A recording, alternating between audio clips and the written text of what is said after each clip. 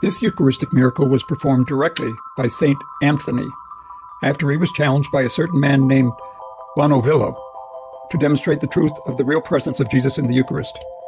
This saintly man was speaking with a faithless heretic who was opposed to the sacrament of the Eucharist, and whom the saint had nearly led to the Catholic faith.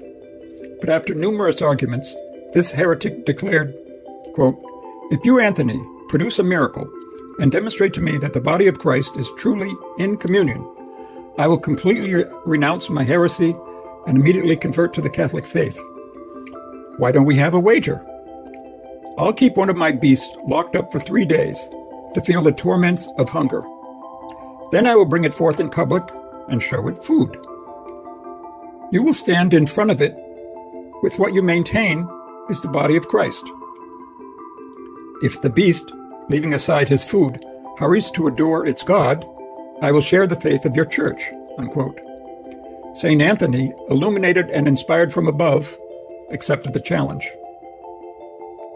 At the chosen day and hour, the priest and heretic entered the Grand Plaza. Today, it's the Three Martyrs Plaza. St. Anthony was followed by Catholic faithful, Bonovillo, this was the name of that heretic, and by his allies in unbelief. The saint held between his hands the consecrated host, contained in a monstrance, and the heretic held his hungry mule.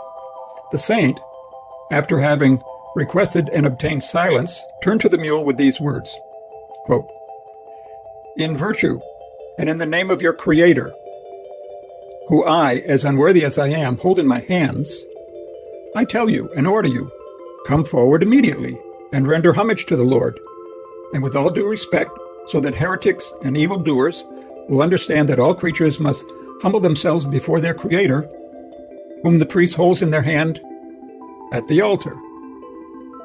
And immediately the animal, refusing the food offered by his master, docilely approached the priest.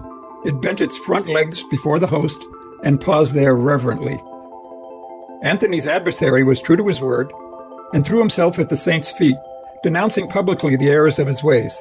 From that day, he became one of the most zealous cooperators of the miracle-working saint. The Catholic Catechism affirms the real presence and declares that in this sacrament are the true body of Christ, and his true blood is something that cannot be apprehended by the senses, says St. Thomas, but only by faith, which relies on divine authority.